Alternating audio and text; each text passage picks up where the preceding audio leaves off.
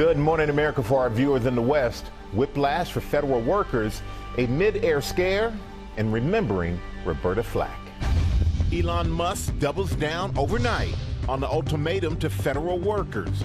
Now, the mixed messages being sent to some employees, while backlash builds in some parts of the country over Musk's influence. President Trump refuses to call Vladimir Putin a dictator. The United States votes against Ukraine and our European allies at the United Nations. Will Trump go to Moscow? Smoke-filled cabin. Are they returning to the airport? The Delta flight forced to turn around after takeoff. Passengers evacuating on emergency slides onto the runway. We hear from some of the people on board. ABC News exclusive.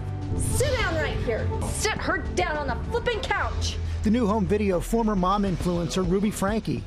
As her estranged husband Kevin. How could you have left your family? And oldest son Chad. Fake being happy. Okay? I don't know if I can right now. Sit down for their first interview since her arrest. On what their life was like, how Kevin feels about Ruby now, and when they say everything changed. To be just careful with who they choose, to put their faith in, to put their trust in, because it can have massive consequences in your life. Close call. The firefighters caught on dash cam running for their lives before a store explodes into a fireball. Celebrating Roberta Flack. The R&B legend and pioneer who would influence music for generations. Top cars of the year. We have the reveal from Consumer Reports only on GMA.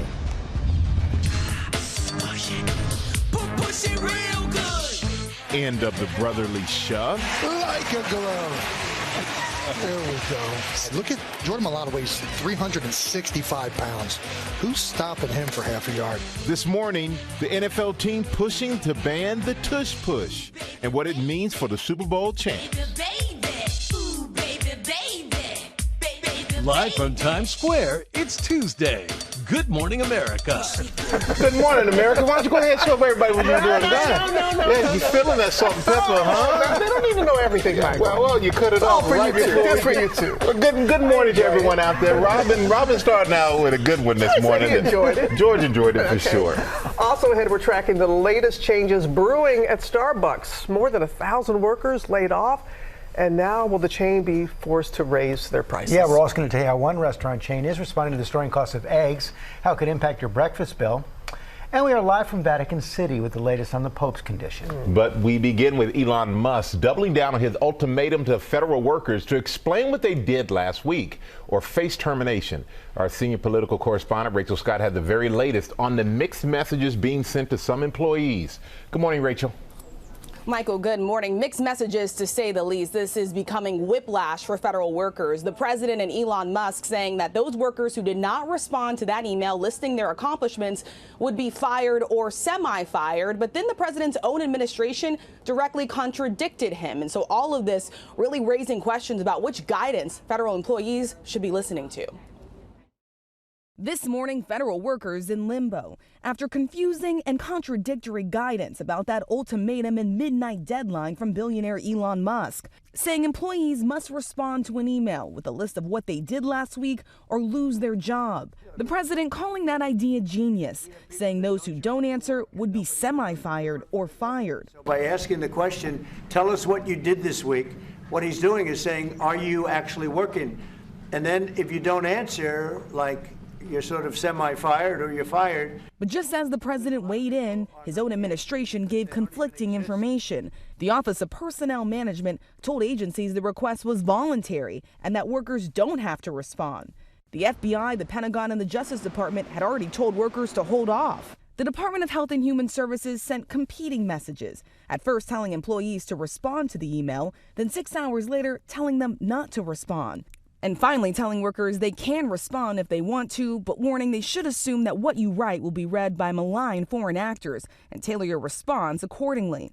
But at least 6 other agencies, including the Treasury Department, telling employees it is required. I have no problem with the employees here saying, what did you do last week? And if you can't come up with 5 things that you did maybe you shouldn't be employed here. And overnight, Musk not backing down, posting on social media that workers can't expect that email to go out again, writing failure to respond a second time will result in termination. Elon Musk and Donald Trump, they're flooding the zone in part to create distress, to create a sense of invincibility and inevitability. The Trump administration pushing forward with cuts to the federal workforce. The Department of Veterans Affairs letting go of more than 1,400 probationary employees overnight.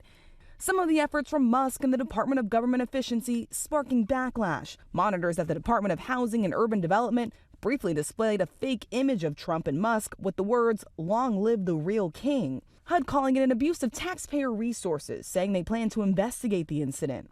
In other parts of the country, voters showing up at town halls. This was the line at one in Belton, Missouri, for Republican Congressman Mark Alford. Inside, tensions high. Elon Musk has contracts with the federal government. But he is also, I think, doing an effective job. Conflict of interest! Show me! I know there are a lot of people who don't want. So adding to all of this confusion, the administration put out a new memo overnight saying it will be up to the agencies to decide the appropriate action for those federal workers who did not respond to that email. But you heard there from Elon Musk saying that they could expect to receive a second email soon. Meanwhile, George, there are reports this morning that the acting commissioner of the IRS could be stepping down as early as today, right in the middle of a busy tax season, George. And most of these issues going to the courts. Okay, Rachel, thanks very much. We're going to have the latest now on President Trump in Ukraine. The U.S. sided with Russia against Ukraine and our European allies at the United Nations and suggested he could visit Russia for talks. Chief Foreign Correspondent Ian Pennell is on the scene in Ukraine. Good morning, Ian. Yeah, good morning, George. A lot of dramatic developments, but also a lot of divisions remaining. The president expressing optimism that a deal could be close at hand, but I think far more caution and reservation, not only from Ukraine, but Russia too. This morning, as the fate of Ukraine hangs in the balance, French President Emmanuel Macron warning President Trump not to trust Putin, reminding him what happened the last time Russia agreed a ceasefire with Ukraine. I can tell you by experience, it was violated every time by Russia. The warning coming as Trump rekindles relations with the Russian president, refusing to call him a dictator, a word he used to falsely describe Ukraine's President Zelensky. I don't use those words lightly. I think that we're going to see how it all works out. Trump also saying he thinks he can end the Russia-Ukraine war within weeks, saying he may visit Moscow soon. I think we could end it within weeks if we're smart. If we're not smart, it'll keep going and we'll keep losing. However, Putin saying he hasn't substantially discussed this with Trump. Macron insisting that any agreement needs real security guarantees and saying Europe's ready to deploy peacekeepers, but they must have US backing. Saying the peace deal must not mean a surrender of Ukraine. It must not mean a ceasefire without guarantees. A deal giving the US access to Ukraine's key minerals and resources now close to being signed. I will be meeting with President Zelensky. In fact, he may come in this week or next week to sign the agreement. The stark divisions between the Trump administration and its allies are on very public display at the United Nations. The US voting against a resolution condemning Russia for the Ukraine war, siding not with Europe as it's always done, but with Russia instead, also pushing a motion of its own that doesn't apportion any blame for what's been going on here for 3 years. Robin. All right, Ian, our thanks to you. Now we have a scare on a Delta flight. Smoke filled the cabin, forcing the plane to turn around and make an emergency landing. This morning, we're hearing from some of the passengers. Transportation correspondent Gio Benitez is here with that story for us. Good morning, Gio. Hey, Robin. Good morning. As you can imagine, this was very scary for a lot of passengers, some of them covering their faces, evacuating the plane through those slides, even ending up on the wing. This morning, we're hearing from passengers on that Delta flight from Atlanta to Columbia, South Carolina, where smoke filled the cabin mid-flight. Are they returning to the airport? What really kicked in, I saw, was fear. When we noticed it, it was just coming in gradually, and all of a sudden, like it filled up. Yeah, and you couldn't hardly breathe. The aircraft carrying nearly 100 passengers and crew making an emergency landing. Got smoke in the cabin, and need to plan a return back. The flight turning back around to Atlanta. Passengers forced to evacuate on emergency slides right onto the runway. we had to evacuate off the plane. It was smoking. This was the scariest thing I ever encountered. Some even ending up on the plane's wings. Oh, we're on the wing. I'm stuck. How are we going to get off this wing? We kept saying, well, how are we going to get down? And we had to go back in the plane enduring more smoke and then go to the other exit and then fly down the chute. Over the weekend, another Delta plane was forced to land at LAX because of smoke in the cabin. As for this latest incident, Delta saying the flight crew followed procedures. And the FAA is now trying to figure out where that smoke came from. We've looked at the data and we see that it happens about 1,500 times a year for various reasons from an engine issue to a bird strike, sometimes an oven issue in the galley, or even a passenger's cell phone or external battery. But no matter the reason, it's scary. Every day it seems like something right now. I know, it is. All right, Gio. Thank goodness we have you here. Keeps you going. Job security. Yeah, no doubt. Thank you. Appreciate you. We're going to go now to the latest on Pope Francis. The Vatican says the pontiff is still in critical condition, but showing slight improvement. Marcus Moore is in Vatican City with more for us. Good morning, Marcus. Well, Michael, good morning. The Vatican says that Pope Francis was well enough to meet with the Vatican Secretary of State about candidates for sainthood. It signals that he is doing some work as he continues to recover from this serious illness.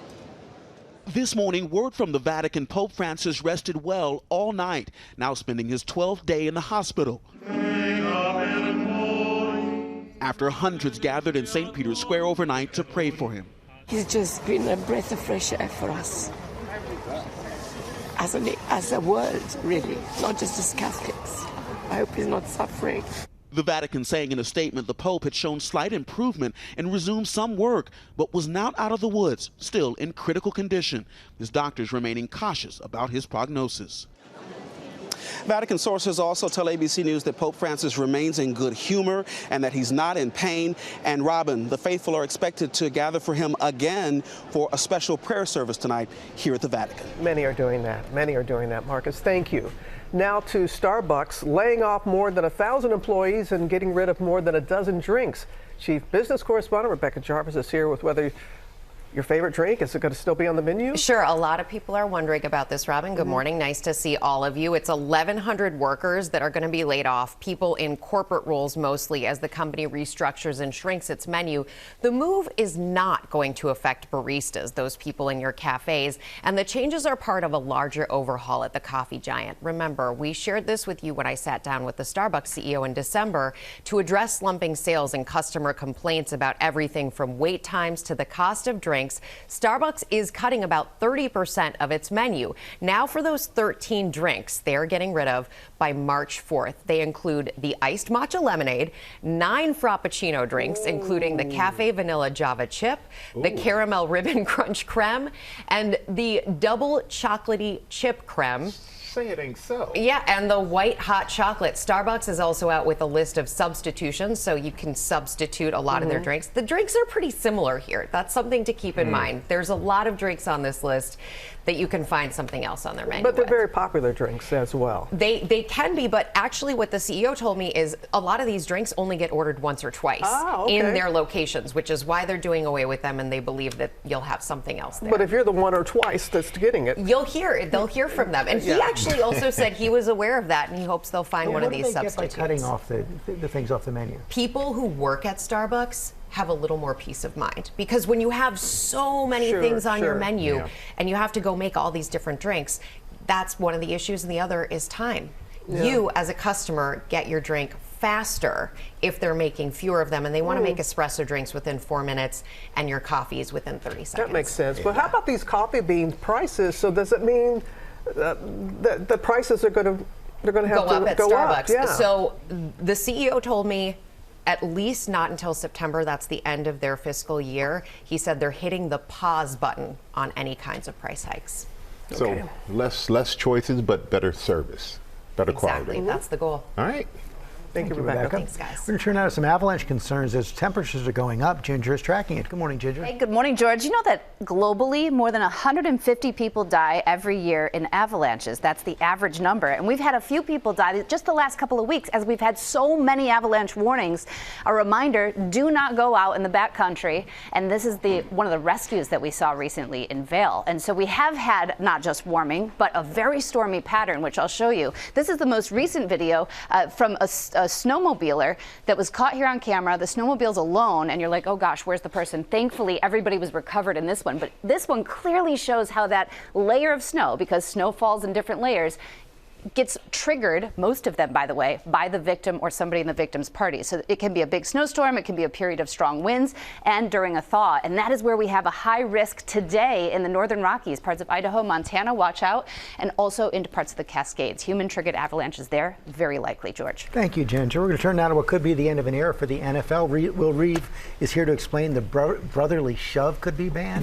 Could happen, George. And just for context here, Michael, we'll get to you in a second. The brotherly shove or tush push is when the offensive line dives ahead, the quarterback dives forward, and then gets a push from behind, hence the name tush push. It's for a touchdown or a first down. And every offseason, teams can submit proposed rule changes to the competition committee, and then ultimately, if 24 of the 32 NFL teams vote in favor of a proposal, then the rule is changed. So this would need 24 votes to get it out of the game. Just how successful is this play? Well, I brought stats for everybody, George. I knew you were waiting. So the Eagles get all the attention because brotherly shove, brotherly love, it works, and they won the Super Bowl. The Bills do it a lot too. So combined, the Eagles and the Bills did it 163 times the last 3 years. That's more than the rest of the NFL combined, and they were successful on 87% of the plays. So it's a pretty successful play. I don't understand the argument for banning it. Well, they think it's an unfair football play, or that it, like, I don't know. Michael, what are you going to say? I mean, they keep arguing that about safety of the players. Yep. It's not a safe play. That's what they're saying. I mean, it's a pretty ingenious play, to be honest with you. And everyone who's complaining are the ones who can't do it. Because the others have tried, and Buffalo has figured it out. And but no one else has. What do you say? If you don't like it, I don't know. Stop it. There you go. Oh, okay.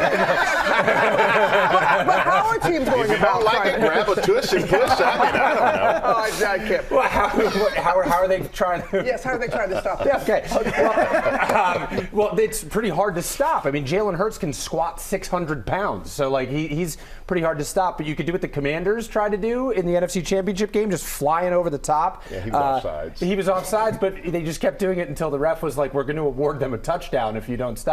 Or you could legislate it out of the game. Jalen Hurts can squat 600 pounds. Yep. Yes. Yep. These guys are strong out there, George.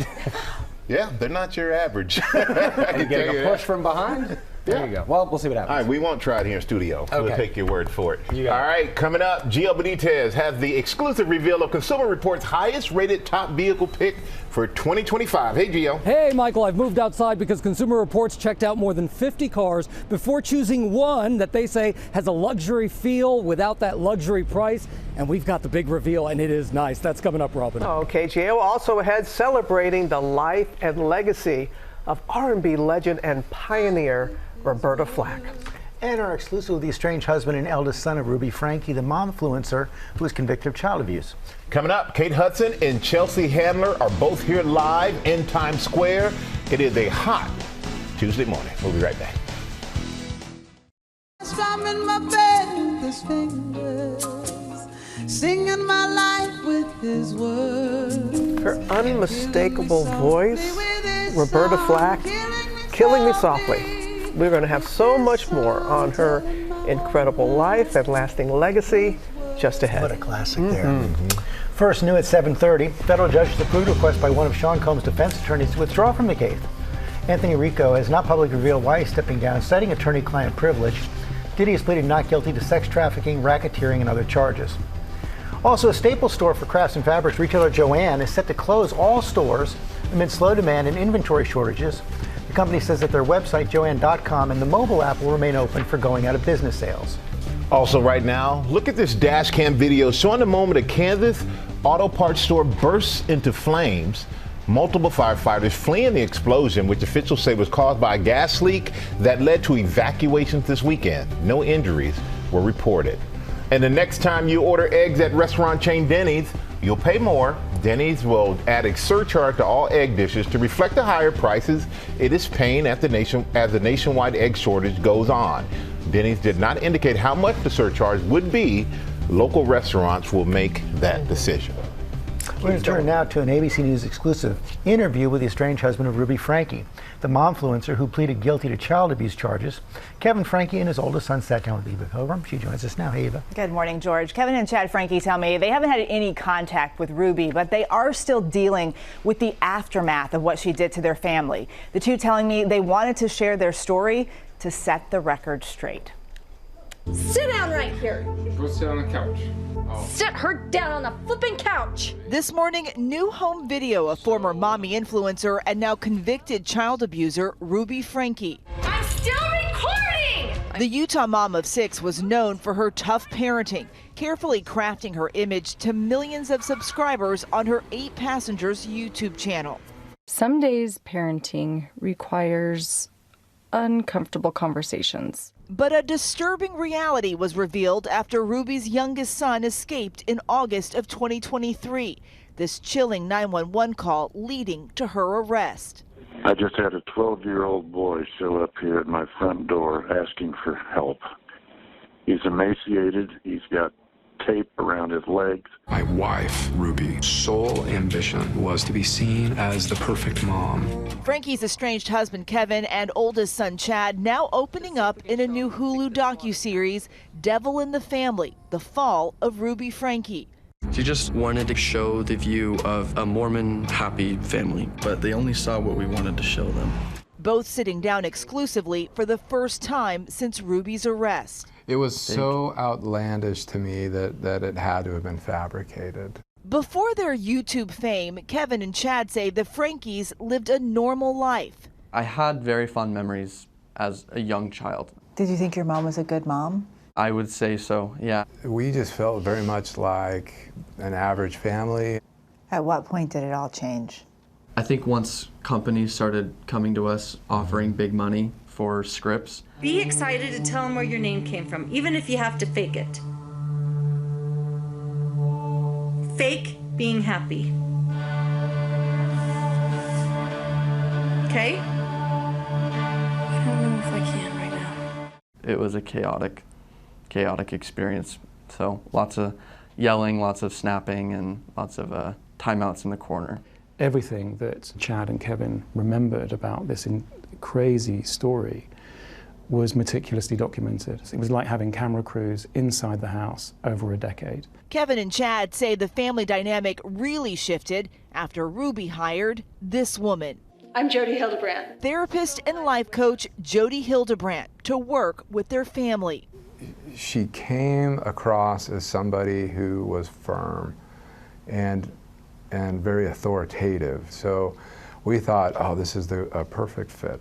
What became surprising to me was when the focus gradually shifted away from just solely on our children to us as a couple. Do you feel like she brainwashed you?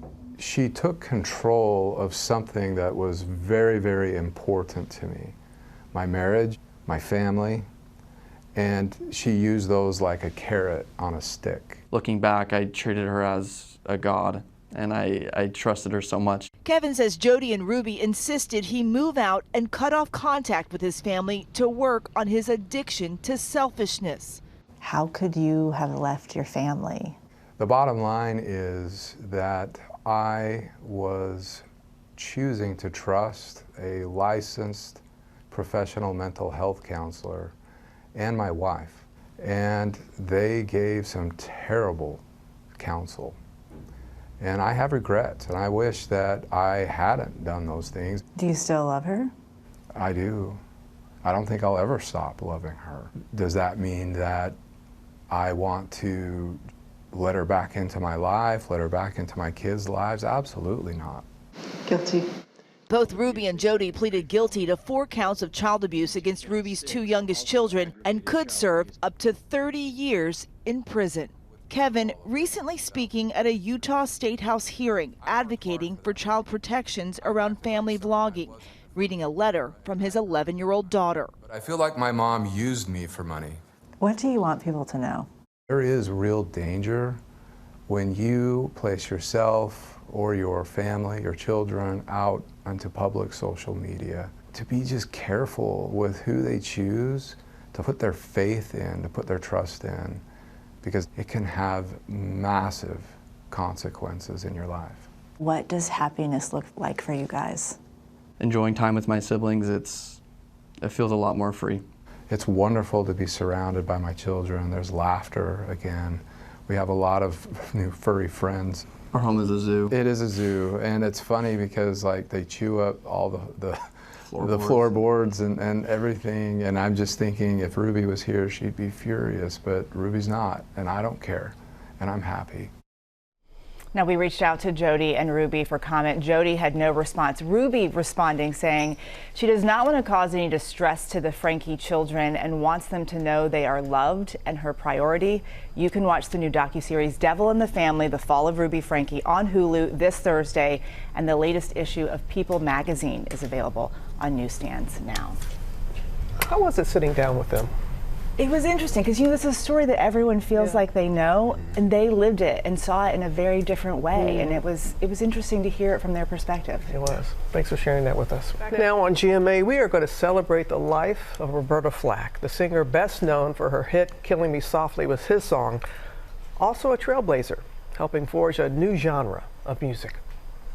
Strumming my bed with his fingers, singing my life with his words.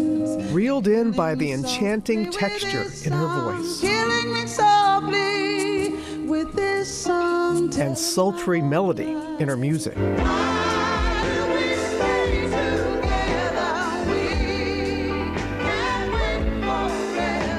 Roberta Flack's distinct approach to musical storytelling cemented her as an R&B legend and early pioneer of the subgenre called the quiet storm.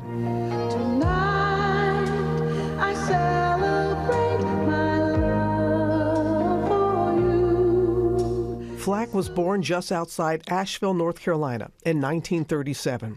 At just 15, the classically trained pianist enrolled at Howard University on a full-ride music scholarship. She'd become a junior high school music teacher, performing at night before pursuing her dream, and was discovered in the late 1960s. The transition from the classroom to the stage was a very easy, smooth one for me personally. I'd rather think that the facility was the direct result of my being prepared. The first time ever I saw your face, I thought the sun rose in your eye. Her debut hit, First Time Ever I Saw Your Face, was a slow burner. The song rocketed to #1 on the charts after being featured in Clint Eastwood's Play Misty for Me. And the moon and the stars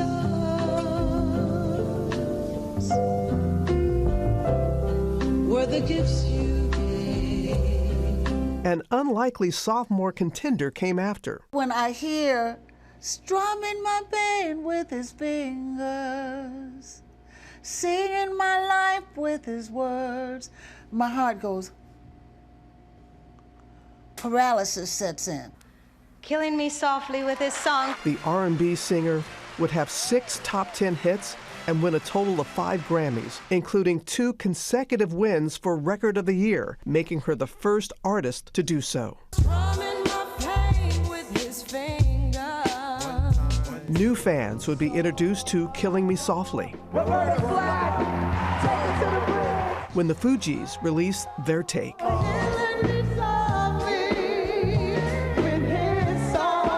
She'd retire from music in 2022 after being diagnosed with ALS. The love for Roberta Flack was always in the music. If I had to use one phrase that describes how I feel about the whole experience, it would simply be that love is a song.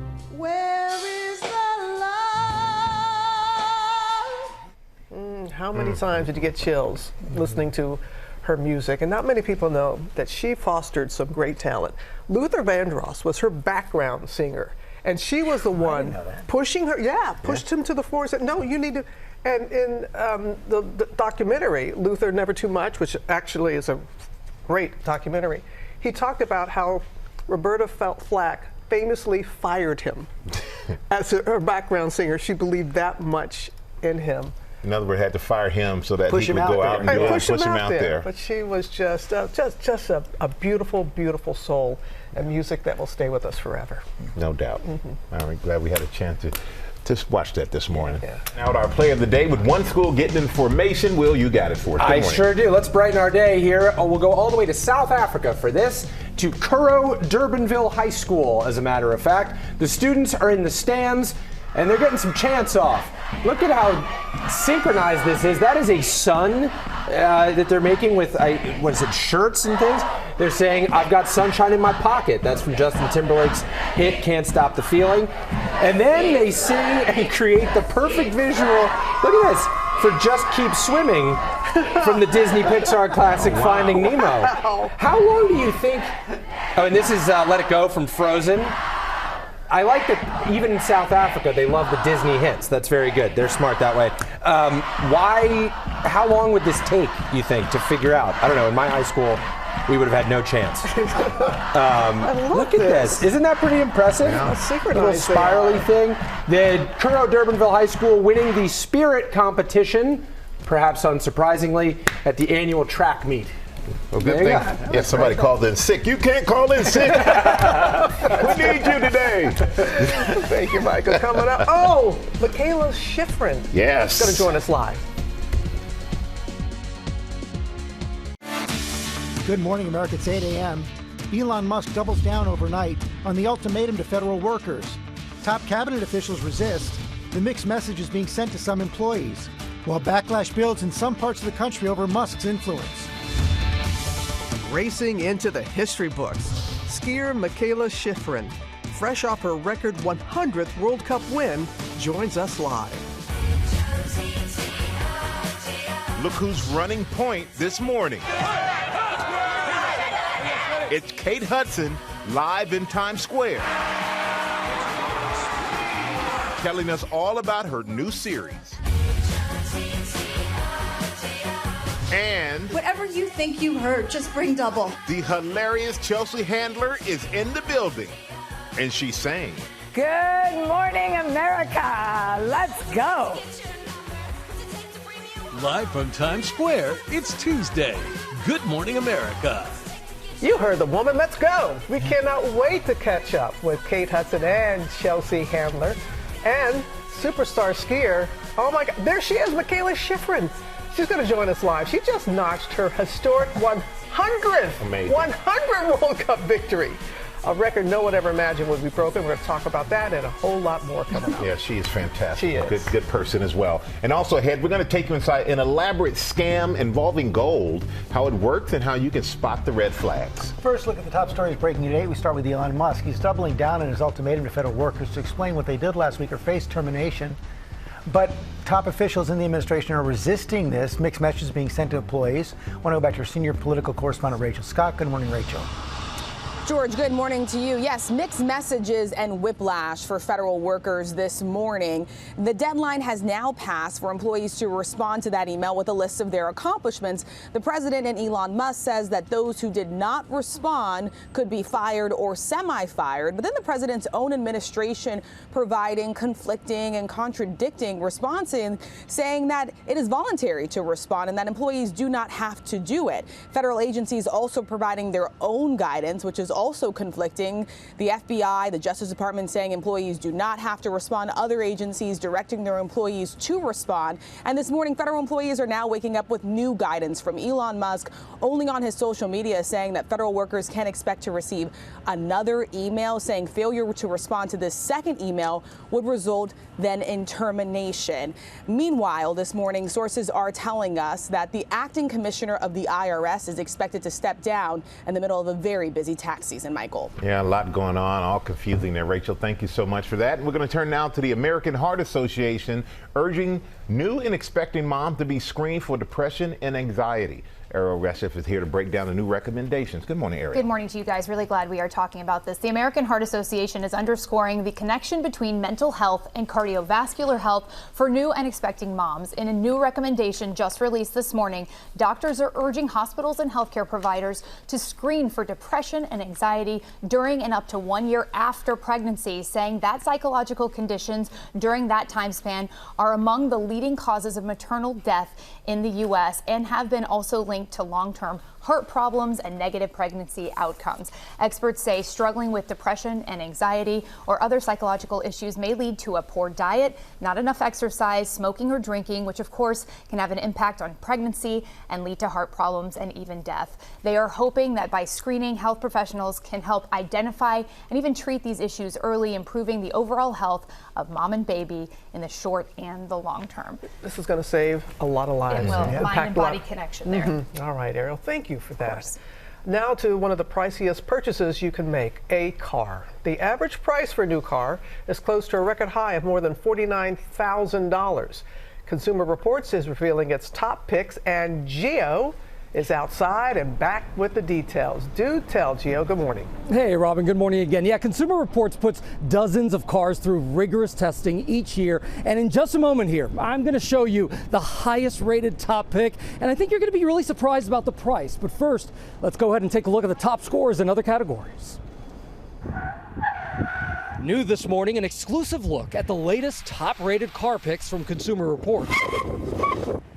It puts 50 popular cars through more than 50 tests, ranging from emergency handling, ice braking, off-roading, to even a cargo test to determine how much luggage a trunk can fit. And Consumer Reports says one category with a wide range of ratings is usability. We see a lot of issues with usability and the controls. Everything's moving towards touchscreen, for example, and a lot more reliance on software. That can be great when it works really well, but it's also an opportunity for things to go wrong. As for some of the top picks in the small car category, Consumer Reports likes the Nissan Sentra for its reliability and easy controls. For midsize car, the Toyota Camry tops the list for its comfort and user-friendliness. And in the small truck category, the Ford Maverick for size and simple controls. A theme for some of the top performers, hybrid vehicles. You get better fuel economy, they're often quieter and just as engaging to drive, so you're not sacrificing a lot to go with the hybrid models. All right, Gio, we see you outside. You got the highest rated top pick there behind you. Don't leave us waiting any longer. Let's take a look. Okay, can we get a countdown here? Let's do it. 3, 2, 1. Here it is. It is the Subaru Forester, and it is a really nice car, isn't it, Michael? It really is, Gio. It looks great. What made the Forester stand out? You know, so one of the things about this is that, yes, it's the top pick for all of the cars, but it's the top pick for the compact SUV. It's been redesigned for 2025. They focused on reliability and the great fuel economy that it has. But let me go ahead and take you to the trunk over here, because this is one of the features that Consumer Reports really, really liked, and it was how much cargo space. And there is a lot of cargo space in here, so they really like that. Great, great for families. Over in the front, though, let's talk about the roominess inside, because I got to tell you, when I sit down in this car, it is very, very roomy, but it also has great visibility. So blind spots, when you're looking around, honestly, I don't have very many blind spots. Now, I got to tell you, this one here is the gas version, but a hybrid is coming out later this year, George. Okay, how about used cars, Gio? So listen, that's the thing. So many people are always excited about used cars, but right now it's tough with low inventory. The average for a used car is about $26,000. But here's what's cool about the Forester. Brand new, it starts at $30,000. So you don't have to spend a lot of money for a really great car that hits all of these marks. So keep that in mind. It's a brand new one. Yeah. Hey, Gio, do you realize you're on a one-way street and you're going the wrong way? Yeah. You got to call me out like that? Hey, but you know what? I heard that because I did this segment, I get to drive away with this. Oh, be careful. Yeah, turn it around. Turn it around and go the right way. Thank you, Gio. Coming up on our GMA Morning Menu, gold grifters. The new warning about how scammers are tricking victims into converting their cash into gold bars, then handing them over to couriers claiming to be FBI agents. Also ahead, the mighty Michaela, Olympic gold medal skier Michaela Schifrin has made history again, battling back from injury to win her 100th World Cup race, and we're going to talk to her live. Plus, Kate Hudson and Chelsea Handler are here. Hi. Yeah, there they are. Hello, ladies, and both have new projects and much more to tell us about. And Lori Bergamotto is here with some rising stars. Hey, Lori. Hey, that's right, rising stars in beauty. From liquid lash extensions to a lip mask, plus a hot item from Selena Gomez, it will all make you feel like a superstar on the road to the Oscars. That's coming up right here on GMA.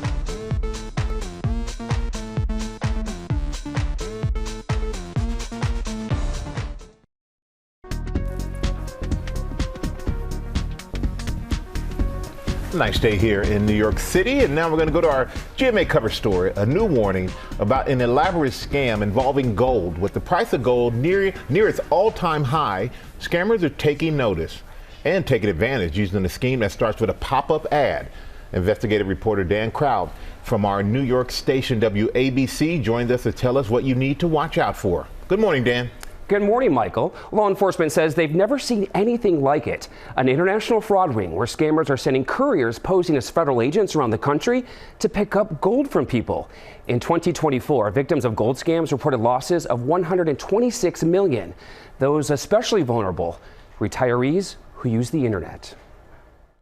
This looks like just an ordinary day in a store parking lot in Maryland. But take a look at this man. Watch as he picks up a box from someone's car. Inside that car, an undercover detective trying to catch those accused of helping to scam an 82-year-old woman out of nearly $1 million in gold and cash. These cases are resulting in significant financial losses to victims. Here's how authorities say the scam works. Victims receive a pop-up message on their computer saying their information has been compromised. Victims will then call and speak to someone posing as a tech company representative or federal agent. We got a lot of things to discuss. The scammer will convince victims that in order to secure their assets, they will need to convert their savings into gold bars and hand them over to the government. They're giving individuals pickup locations. It may be a grocery store parking lot. It may be a shopping center. Chris Owen from Indiana says that's exactly what happened to him. He even got this letter claiming to be from the FBI. I bought the gold bars. I put the package in the back window as required.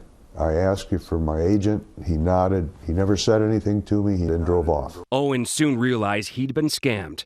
The money he spent on those gold bars, roughly $80,000, gone. Police say the scam is still victimizing people across the country right now. Officials are issuing urgent warnings to all. Unfortunately, some of those people lose their life savings.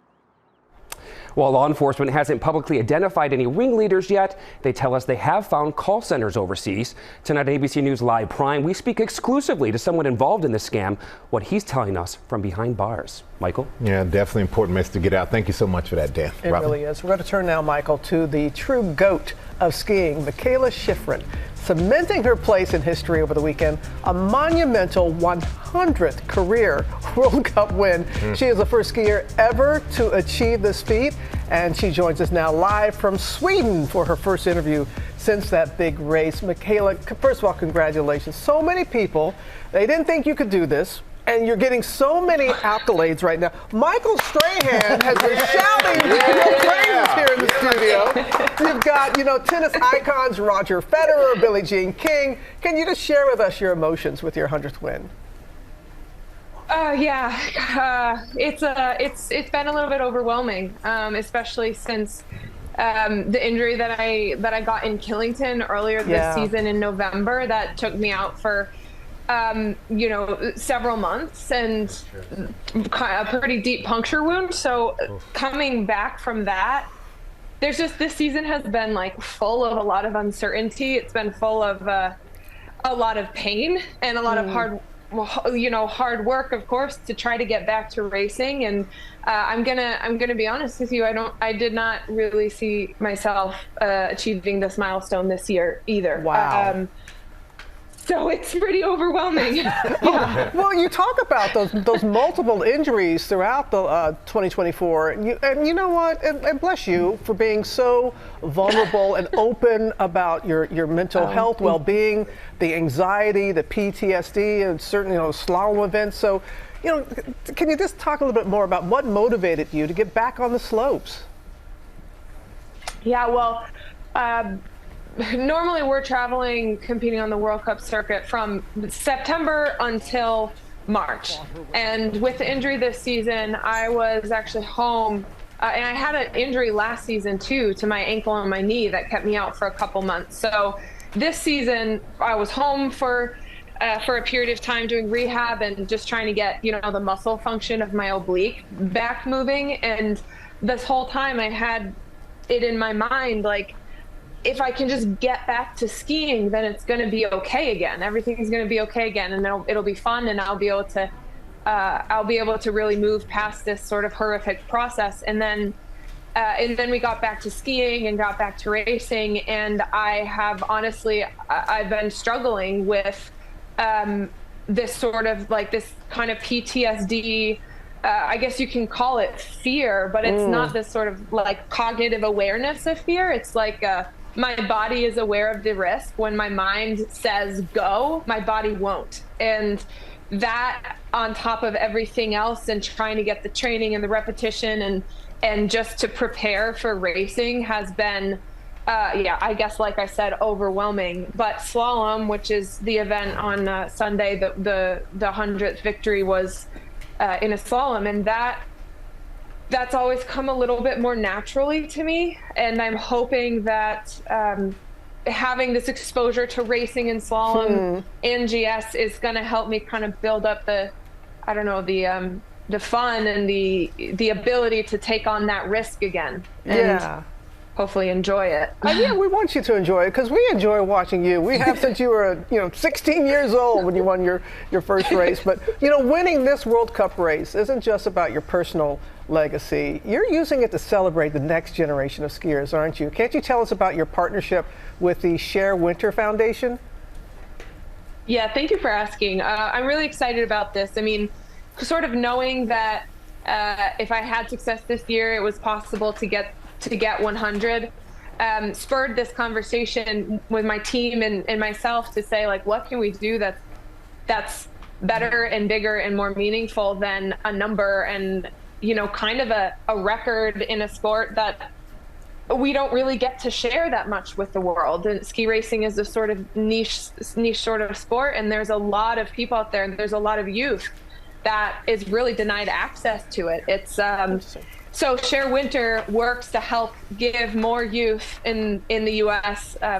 Kind of access to sports and winter sports in the mountains that they wouldn't otherwise have. And this collaboration is to raise $100,000 for Share Winter to help in this goal, this dream of sharing winter with more people and more youth that would be denied access otherwise. That is absolutely beautiful. Well, George and Michael and myself, we're cheering you on. Yes. Can't wait to see you in the Winter Games. Congratulations, Congratulations. We're very, very proud of you. Thank you for joining us. You take care. You take care of yourself. Thank you.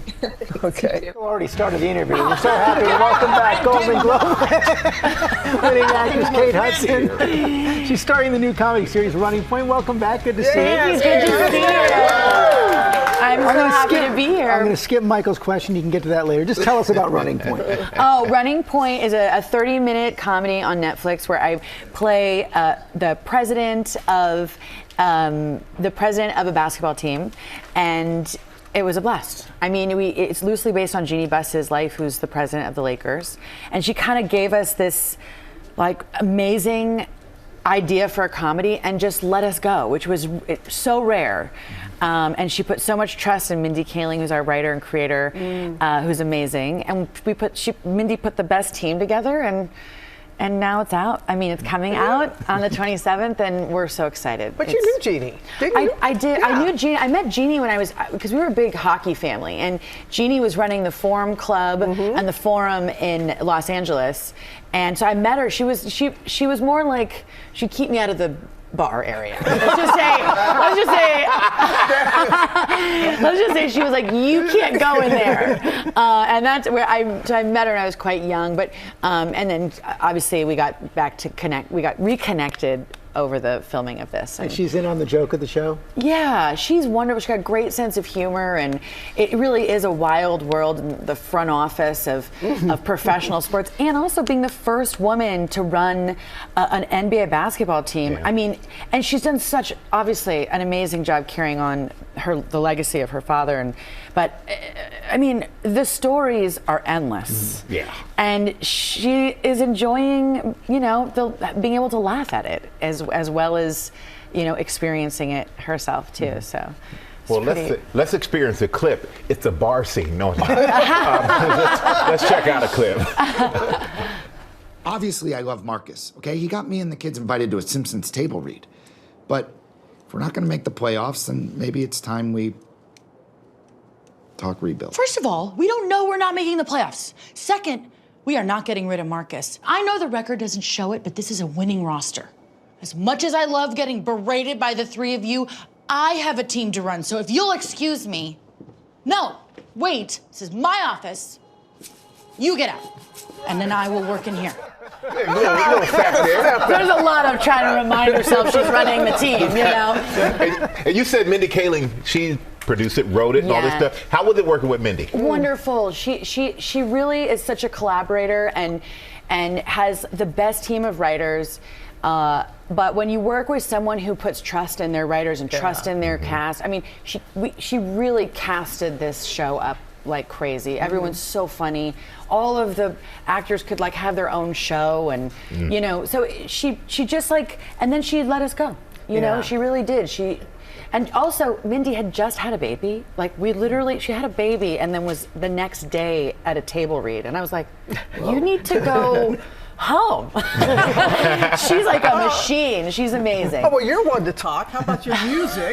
You had your debut album last year. You got some new tracks. And one about your mom? One about mom. Yeah, I wrote a song called Right on Time about my mom, and it just sort of happened. I was writing, and I this word kind of started, the dead end street started coming into my mind. I was like, oh, my mom lived on a dead end street. And so I just sort of wrote this song about the beginning of her life and growing up in outside of DC, and just that thing when you're a young girl and you think your life's going to be quite simple, but then it just goes in a completely different direction, and so it's sort of like the young part of her life, and it's a little tribute to my mom. Oh, we love Goldie. Nice thing to be able to do. We love Goldie. And the Oscars this Sunday. It's happening. It's the time. Almost 20. You were nominated on Penny Lane.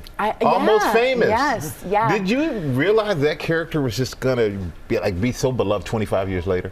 No, but I think it's one of those things that you only wish for as an actor, that you are in projects that can actually hold up over the years and continue to be reintroduced to different generations, and to see kids rediscover that movie and then getting to rediscover it through new young eyes is so interesting. It's so amazing to be a part of. So I feel very lucky that was my first entry into. It's funny. You're see it through young guys. I'm looking at you going, you look the same. What are you talking about? You're young. I'm not as young anymore. We're getting old, darling. We're middle aged. You are wonderful. We got to let people know Running Point, love the name. Running Point premieres Thursday on Netflix.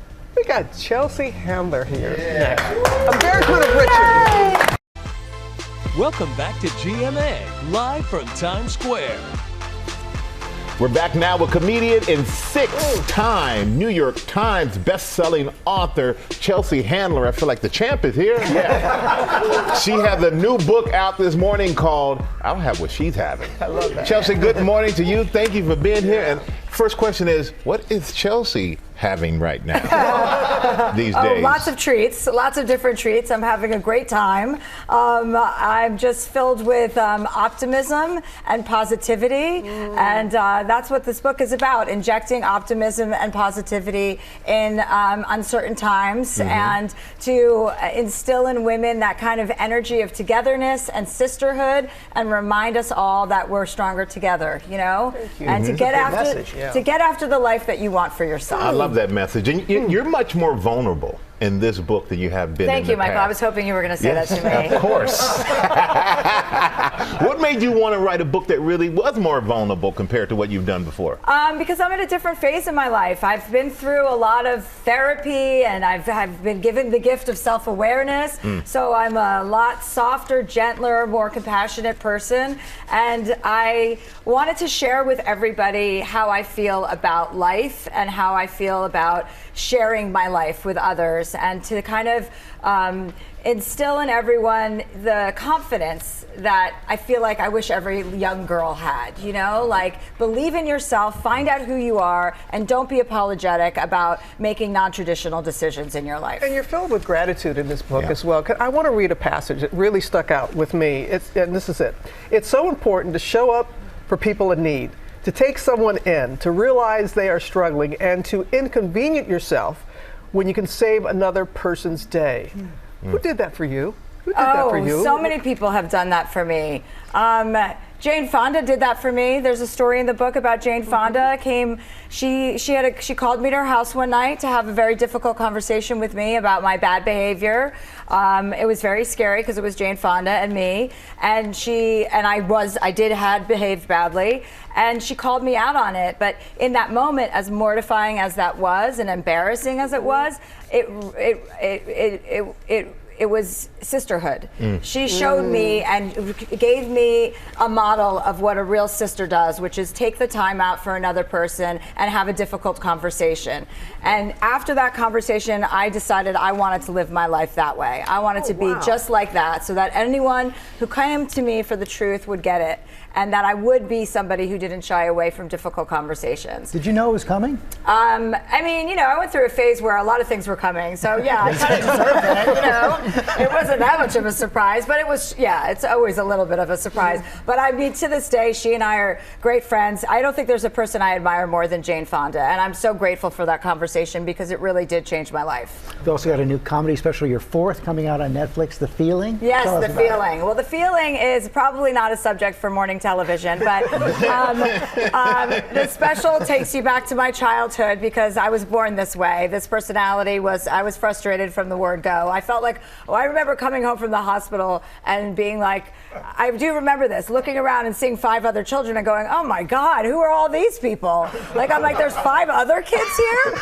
And so it starts out with my childhood, and then I go into some, just life stories. I think when we're kids, the essence of who we are is really who we are, right? We're unbesmirched by the world. We haven't had our heart broken. We haven't had the world treat us badly. So this book is kind of a guide to always check in with your young self, to maintain the truth to who you are, to remember who you really are. And then I take you through stories, and I've got a lot of juicy stuff in there about Andrew Cuomo, George W. Bush, Bill Cosby. I have a funny Bill Cosby story. Not a lot of people can say that.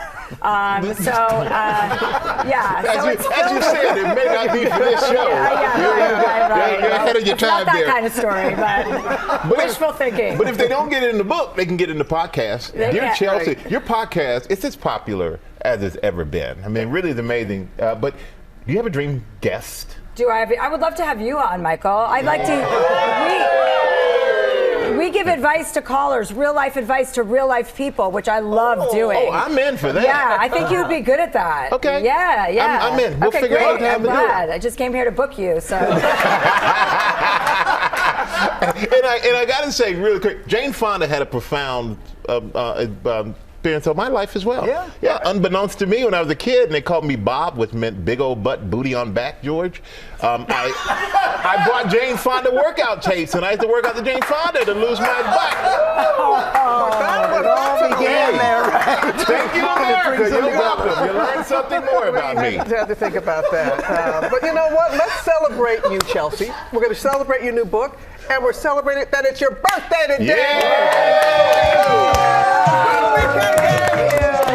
you go. I love it. I'm 50. Look at this. Embrace it. Oh, yay. Thank you so much. Congratulations on everything. Thank you, guys. Thanks for having me. Of course. Happy birthday. Can't wait to do the podcast with you. I'll have what she's having. It's available now. Make sure you pick it up. Chelsea Handler, everybody. This is going to be big. Hello. I love it. I just don't think we expected what's happened. On the Friday night before the Oscars, where's the one place to see the stars, the nominees, right before Hollywood's biggest night? Mind-blowing. Powerful. Audacious is so fun. Revealing interviews. I've never pushed myself so much as an actor. What everyone's talking about. Demi had to go full in if she wanted to do the film. I don't have an off switch. I don't have the thing that says this is enough. Surprising. Kieran Culkin. Not quite what you were expecting. He was basically unpredictable. What you haven't heard. You had me in tears. You and your co-star, Ariana Grande. Can you just give us a behind the scenes what that moment was like? Oh my goodness.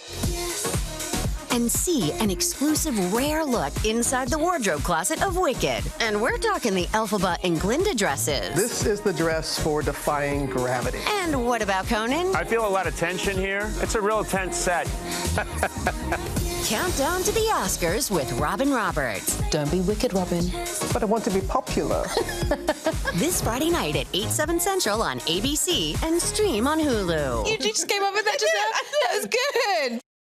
I don't know if it was Oscar-worthy or anything like that. But when I sat down with Cynthia a few weeks ago in LA, I asked her would she be performing at the Oscars. She had a little twinkle in her eye. She didn't say yes, but we do know now that she will be performing as well. That's going to be great. And Conan's going to be awesome. I think so. He's going to knock it out of the park. And you can see our countdown to the Oscar special Friday night at 8 p.m. 7 Central, right here on ABC, and then streaming the next day on Hulu and Disney+. And of course, the big granddaddy of them all, the Oscars, this Sunday. Ginger? Conan, Cynthia performing, I am there. Thank you so much, Robin. Now to an exciting new series on Hulu from the makers of the hit Peaky Blinders. It's called 1,000 Blows. It is set in the London of the 1880s, and it is based on real people in the world of bare-knuckle boxing, including one woman who was a crime kingpin known as the Queen of 40 Elephants. It's been in the Hulu Top 15 ever since it dropped, and it is being called masterful and irresistible. You can see the entire first season of 1,000 Blows streaming now on Hulu.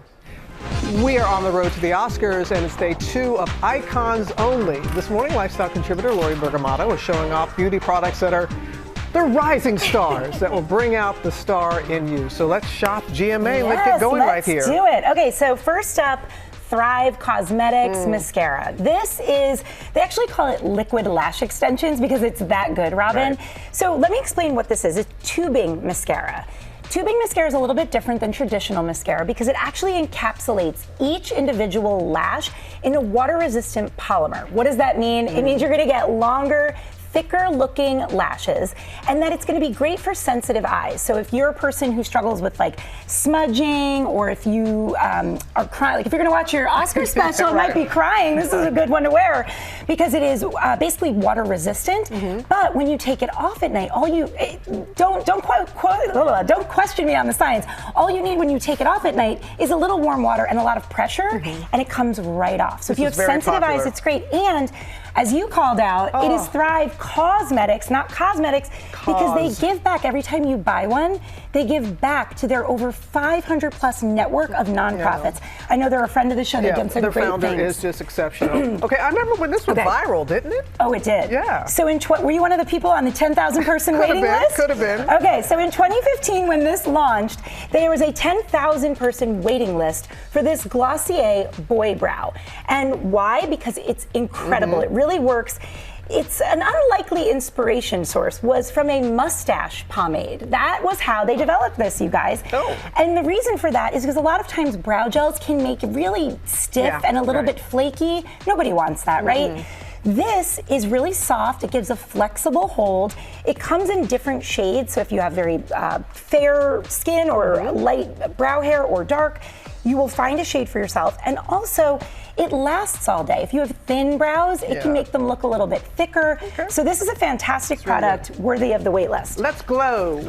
Let's glow indeed. Okay. Let's glow indeed. This is from Drunk Elephant, and this was a juggernaut in the last couple of years.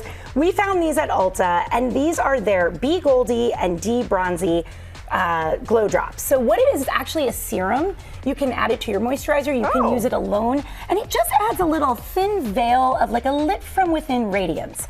So the B Goldie has niacinamide in it, which is great for hydration. It's great for skin clarity. And then the D-Bronzi is anti-pollution. It has antioxidants and peptides. So it really blends cosmetics with skincare. So you're doing something really great for your skin, but you also will look really good in the process. Peptide, very hot right now. Very hot. Yes. Okay, also very hot right now. How good does Selena Gomez look on this whole award season, right? So there's no better spokesperson really than her for her beauty line. This is from Rare Beauty. This is their liquid blush. It is called Soft Pinch. And this is the #1 best-selling liquid blush at Sephora. You know how many options there are. Right. So the fact that this is the top of the chain there, means it's good, right? So what people love about this one is it has 13 different shades. It's available in matte or dewy. So there's really something for everyone.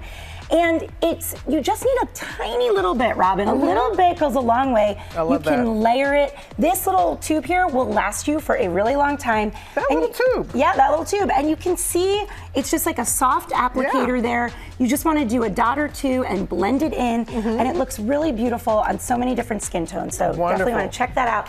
And finally, are you familiar with this product from Laneige? I'm not. Okay, so this is the Laneige overnight mask. You put this on before you go to bed. And you guys, this is the perfect time to do this because we're in those transitional seasons.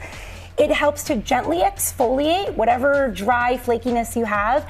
And then it uses antioxidants to really infuse your lips with hydration. So all you do is you put it on before you go to bed and you wake up the next morning with soft, Oscar-worthy, kissable lips, ladies and gentlemen. So you keep it on overnight? You just keep it on overnight. Yeah, and it's very thin. It's like berry and vanilla, very subtle flavor. You won't feel like it's heavy or anything like that. And then you wake up the next morning and you've done something great for your skin and it looks fantastic. Wonderful. And you look fantastic again. You're 2 for 2 with your Oscar bring the look. sparkle. You do that. You can get all of these products on our website. Thank you, Lori B. Thank you. We'll be right back. Thanks I didn't know that you put that on overnight. Yeah. We are back. Retired U.S. Army Lieutenant Colonel Alexander Vindman, who's out with a timely new book, The Folly of Realism, How the West Deceived Itself While Russia Betrayed Ukraine. Welcome back. Of course, we're here on the day after the third anniversary of Russia's invasion of Ukraine. I just want to start, of course, you served on the National Security Council during President Trump's first term. You famously testified during his impeachment proceedings over his pressuring of Ukraine. I just want to get first with your reaction yesterday when you wake up and see the United States voting with Russia and Belarus and North Korea against Ukraine and our European allies in the United Nations. If you take it out of context and just as if you were watching a movie, you would think this has got to be the Manchurian Candidate. How is it that somebody that is so far leaning into our enemies and a complete reversal of our roles, forget about our allies, NATO, the Europeans, Ukraine, who we've been supporting for 3 years, complete reversal, bending over backwards to accommodate Putin, and for what reason? Russia, for what reason? How do you explain it? It is hard to explain. First of all, I don't believe in conspiracies. I've been in government. It's a leaky sieve. We both have. It's hard to keep something secret like that. So I don't buy into the fact that there's like compromising material on him. But you do have to wonder why Trump is leaning so heavily towards Russia. And some of those some of that's probably Trump just simply looking to snub all the naysayers, everybody that said, no, you can't have a relationship with Russia. But there might be something else in it, something highly transactional. This is not a new president. This is his second term. He worked with Putin the first time, didn't manage to accomplish a lot. I'm not sure what convinces him that this is the opportunity for him to reset relations and that he could win this round. This is not only professional for you, it's personal as well. You were born in Ukraine. But what do you say to a lot of Americans who say, listen, we've been supporting Ukraine for a long time. Mm-hmm. It's been 3 years. Why should we care? We've been supporting Ukraine for longer than that. It's just we've been doing it inadequately. We needed that relationship early back on in the 90s. Ukraine had the third largest nuclear arsenal, 4,000 nuclear weapons. We convinced them to get rid of them. We also said that we will be there for them if they ever get attacked. That didn't happen. There were multiple steps where we didn't live up to our own obligations that we set for ourselves. Right now, Ukraine is holding the line. They're defending Europe. Europe is important to us because it's our largest trading partner. It's the core of our alliance. If Ukraine crumbles, if Russia advances, Europe is on the chopping block. The U.S. is under threat. So it's absolutely essential that not only Putin lose, but also other authoritarian leaders like Xi, the leader of China, get the message that military aggression does not pay off. We cannot break at this point. If we do, it really sets a pattern of much more aggressive adversaries. But President Zelensky is in a very, very tough spot right now. He's being called a dictator by the United States president, who's making all sorts of demands for the natural resources of Ukraine. How should he respond? I think the fact is that the Ukrainians are going to bend over backwards to try to accommodate, to see if there's a deal that can be made. And there are some things that can be worked out. This resource deal actually could be mutually beneficial. It can't be extortion. It can't be saying, give us half of your trillions of dollars worth of mineral wealth. But if the U.S. is investing, that's important to Ukraine. It's a reason that it's another hook for why that relationship should be preserved. We want values. We want the fact that we want this to be a thriving democracy that defends against authoritarianism. But we also need interests, which is that economic component. How does this war end? How should it end? I served in the U.S. military for 22 years. Sat in Kiev in the embassy, Moscow in the embassy, wrote the strategy in the Pentagon, then ended up in the White House, where I became a public figure when I reported Donald Trump's corruption, resulting in the first impeachment. To me, what Trump is doing is the exact opposite of what brings us to peace. It's capitulating. It's giving in to Putin even before negotiations start. Then the next step is Putin is going to look for more. I mean, I'm not sure what more we could give away, whereas Ukraine is willing to compromise maximally. And what we need to do is we need to continue to pressure Russia. They're the ones that need to go to the table ready to compromise. We're far from that at this moment. Thank you for coming in today. Thank you for having me. Followed Realism is available now. Guess we're all in. Thanks for watching. Have a great day. See you tomorrow.